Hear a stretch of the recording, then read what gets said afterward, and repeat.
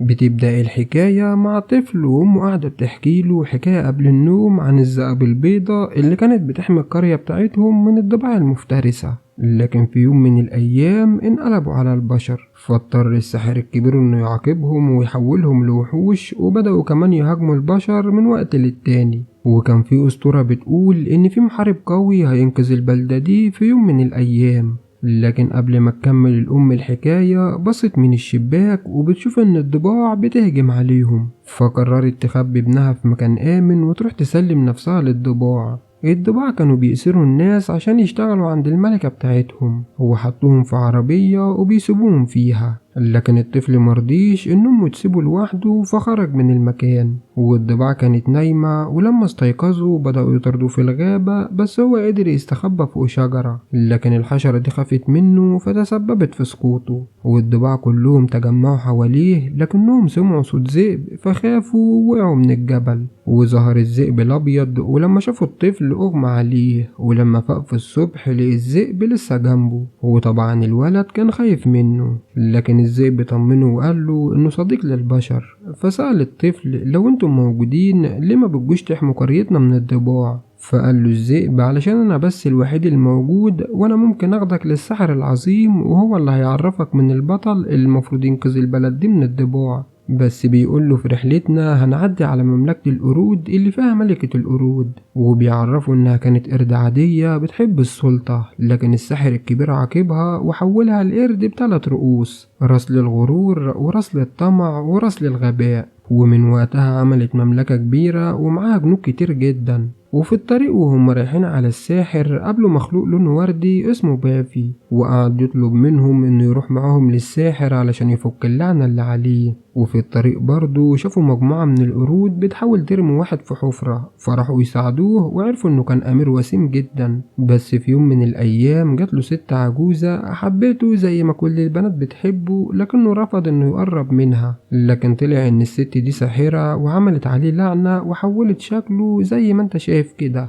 وحطت على كتفه ناموسة بتقعد تمص في دمه، وقالت له انه لازم يوصل هو والناموسة دي لاتفاق علشان تسيبه يمشي. فسألوه طب ما تتكلم معاها علشان تسيبك. قال لهم انا امير، ازاي اتكلم مع الناموسة؟ احنا لازم نروح للساحر وهو يتصرف ويفك اللعنة. ملكة القرود عرفت إن في غرباء بيعدوا على أرضها، وطلبت من الجنود إنهم يراقبوهم من غير ما حد ياخد باله. ولما كانوا بيرتاحوا اكتشفوا إن بابي اتخطف من ناس كانوا فاكرينه إنه الملك بتاعهم، وكان عندهم احتفال وقتها. وسافا سمع صوته وراحوا على اتجاه الاحتفال، لكن اتقبض عليهم برضو من السكان الأصليين، وبيودوهم عند الملك اللي بيكون صاحب سافا وأصحابه، وبيأمرهم إنهم يفكوهم ويضيفوهم كمان. لكن بالليل قدروا كلهم يهربوا، واخدوا كمان معاهم بافي. لكن وهما ماشيين لقيوا بنت زعيم القبيلة دي، وقالت لهم انها عايزة تيجي معاهم علشان تقابل الساحر. وبالليل وهم نايمين قام الذئب ومشي بعيد عن المجموعة،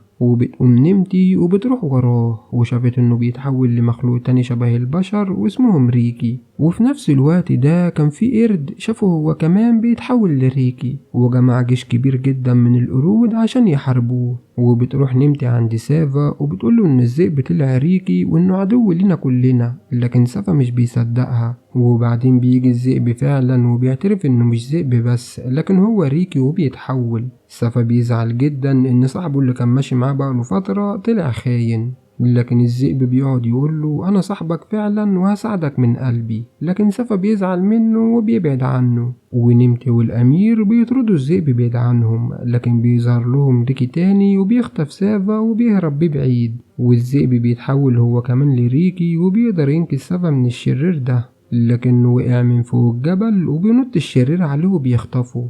وبنعرف إن اللعنة حولتهم كلهم لريكي وبقوا أعداء للبشر. وأنجي بيقعد يقنع أبوه إنه ياخدهم كلهم للساحر عشان يرجعهم تاني، لكن الملك قاله لأ أنا مبسوط كده. وبنشوف أنجي وهو بيطلع سافا وبيهربوا من السجن، وقال له هبقى أعرفك كل حاجة بعدين. وبيتقابل تاني مع أصحابه وبيقعد معاهم الذئب الأبيض يحكي لهم عن كل حاجة، وحكى لهم زمان إنهم كانوا ذئاب بيضة بيحموا البشر لحد ما جه زمن المجاعة وأبوه مقدرش يتحمل الجوع فهاجم البشر عشان ياكلهم. ووقتها السحر حولهم كلهم لريكي. وعرفوا إن الريكي لو لمسته ناموسة هيموتوا على طول، ودي جزء من اللعنة اللي صابتهم. وقتها القرود والجواسيس عرفوا حكاية الناموس وراحوا يعرفوا الملكة، وكان جيش القرود بيقرب منهم وقتها. والبنت اللي معاهم بتبعت رسالة بالسحر لأبوها زعيم القبيلة علشان يعرفوا إن في حرب جاية، لكن بيكون جيش القرود وصل بينهم وبين الطريق للساحر ومش هيقدروا يعدوا. لكن وقتها بيوصل جيش من السكان الأصليين، وكمان ملك الريكي بيبعت لهم جنود علشان يحاربوا القرود، وبيكون إنجي هو قائدهم في المعركة دي. وملك الريكي بيروح يصحي التنين القديم علشان يحارب معاهم برضه، وبتبدأ الحرب بين القرود والريكي والسكان الأصليين، وبتبقى حرب قوية جدا. وبيظهر الملك وهو راكب التنين وبيحارب معاهم، ووقتها ملكة القرود بتخاف إنها تخسر الحرب دي، فبتبعت تجيب جيش من الناموس كان ساكن في كهف في الجبل. وبدأ الناموس يهاجم الريكي ويخلص عليهم بسرعة جدا. وبيطلع إن ملك الناموس ده هو اللي قاعد على كتف الأمير، وإنه لو عمل معاه صفقة هيحل الموضوع ده كله. وبيتفق الأمير فعلا مع قائد الناموس إنه يعمل له الطلب اللي هو عايزه، فبيقوم قائد الناموس وبيكون هو الملك بتاعهم، وبيقعد يقنع فيهم إن عدوهم هو القرود. فبدأوا يهاجموا والقرود بتخسر المعركة دي، والتنين بيخطف ملكة القرود وبيرميها بعيد. وبعدها بيوصلوا لحد البيت بتاع الساحر اللي بيكون معكوس، ولازم تقول كلمة سر عشان البيت يلف. وفعلا أنجي بيقول كلمة السر والبيت بيقوم من مكانه وبيلف. وبعد ما بيدخلوا بيقابلوا الساحر جوه، والساحر بيكون عبارة عن بنت صغيرة وبتعرفهم كلهم من غير ما يقولوا أي حاجة. وبتسأل سافا أنت عايز إيه؟ فقال لها أنا عايز أعرف المحارب الأسطوري اللي هينقذ البلد. فقالت له اطلع فوق هتلاقيه مستنيك.